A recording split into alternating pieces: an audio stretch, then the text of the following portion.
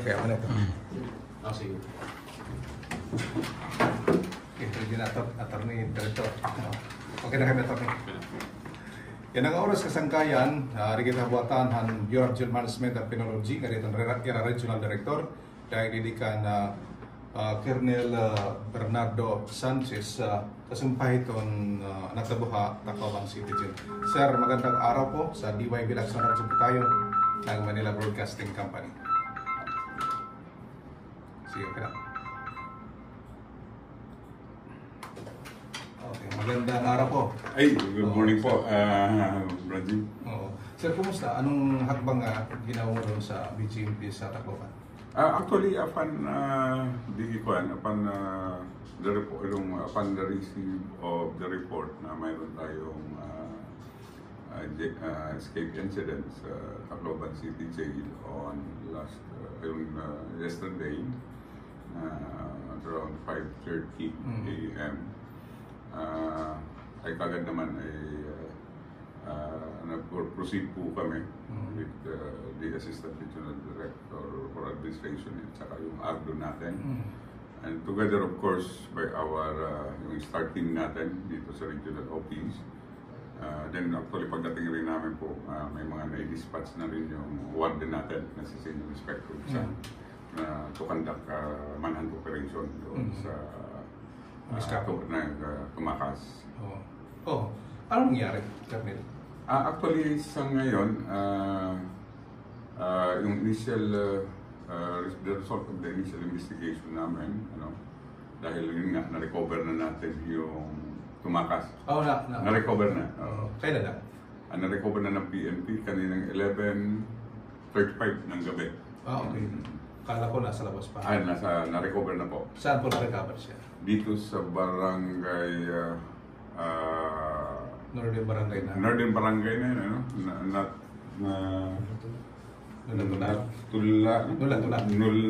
Nulatula. Barangay Nulatula. Na-recover ng PNP together with the barangay officials and barangay tanons. Anong kaso niya, Director? Yung kaso nito is a violation of Republic Act 10883, that is anti-carnacking law. Oo. Anong nakatulong sa atin para ma-recover yung PDL tawag ito? Yung PDL natin, ang malaking tulong talaga yung coordination natin with the PNP and barangay officials. And we are very much thankful, especially of course ating city director na kaagad nag-deploy kaagad siya ng mga tao niya, and it was nung bumaba siya, nag-plus alarm siya sa kanilang mga substation na kung saan yun kaagad ang yun ang isa sa mga napaka-apprehend natin, pagka-apprehend nila. May kapabayan ba, sir, yung sa mga personal natin kasi nakatakas? Of course, sa titingnan natin, there is a laxity on the part ng mga duty natin na personnel.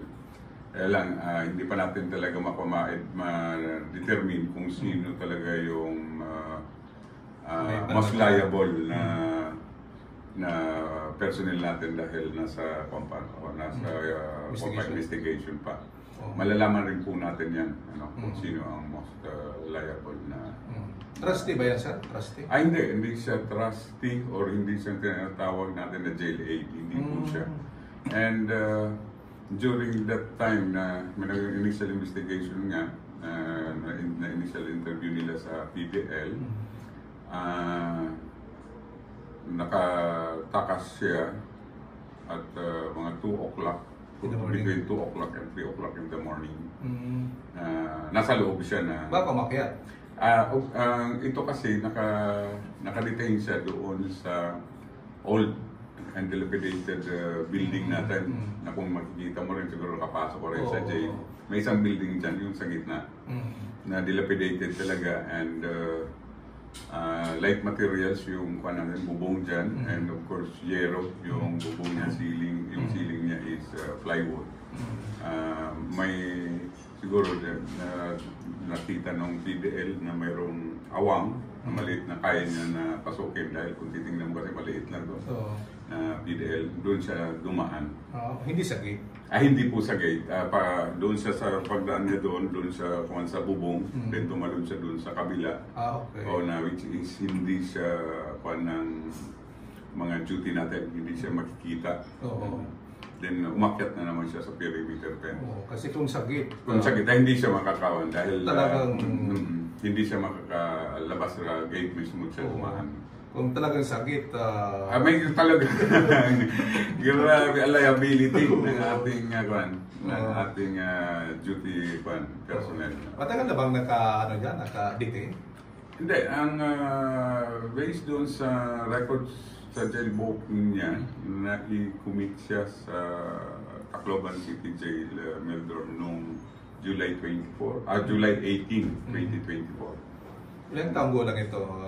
Nasa 20 years old. 20 years old. Yung alias hindi natin pwede pangalaman alias lang niya. Pwede naman natin pangalanan.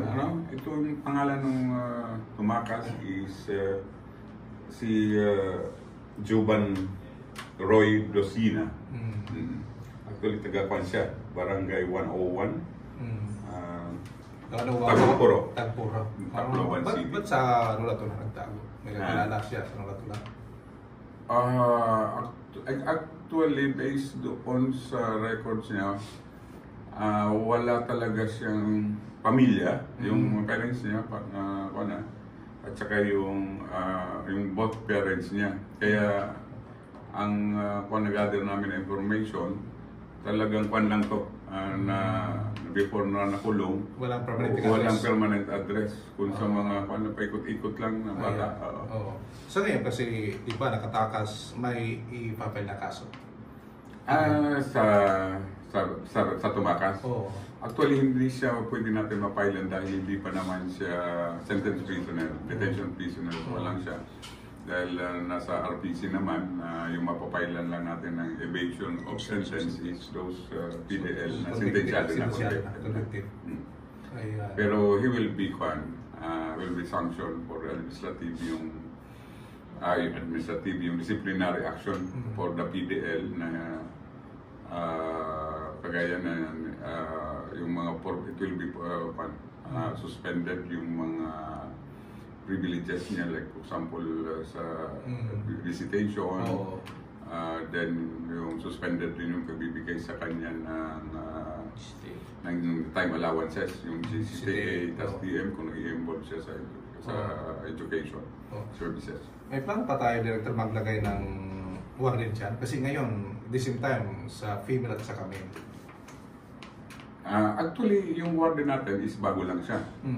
Si Senior Inspector Chan, formerly siya yung warden natin sa female dati. Okay.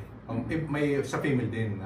May warden po tayo. Siya ngayon yung andyan. And sa male. Akala ko dalawa. Hindi po.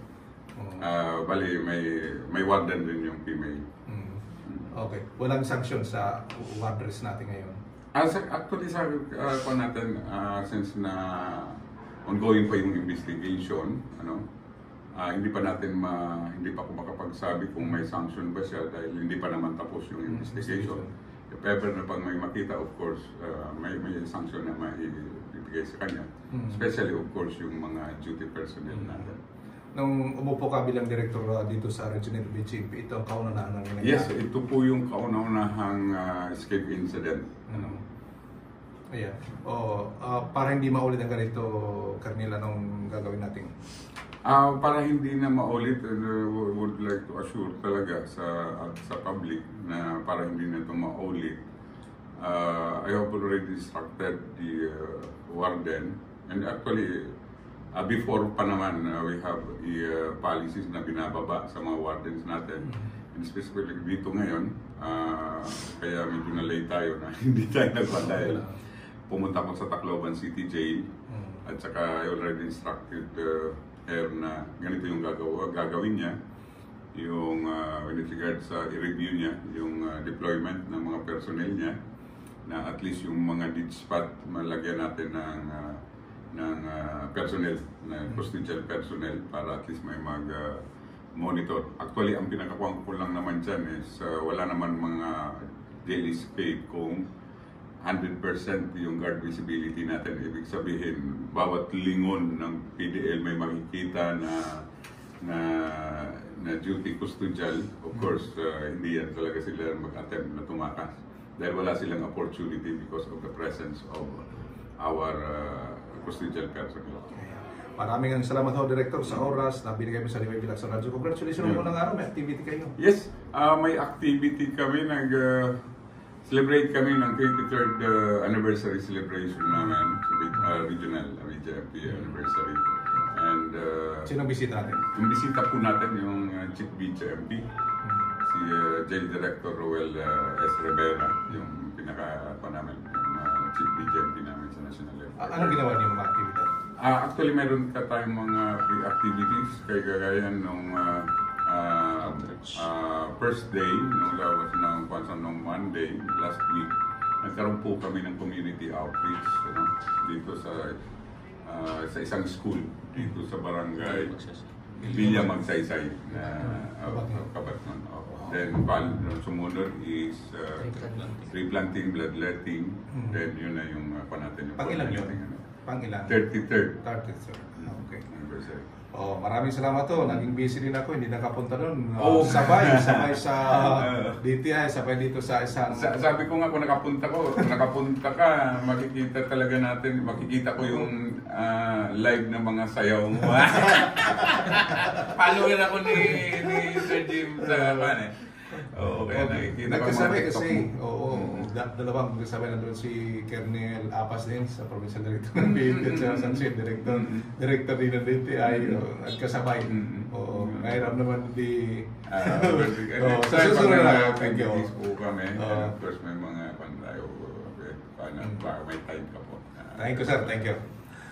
Mga kasangkay, Dato Regional Director, Bureau of Jail Management ang Penology Region 8, pinagyan Senior Superintendent Bernardo Sanchez sa aton kay Mangraw. Tengok gihapon ka Dato Ray Benalvia, didiha, BGNP nga didikan Sir Lauron. Ang aton staff ang personal ng BGNP. Kaupod na rin Florentino Globa. Ako naman, Jimmy Angay-Angay reporting.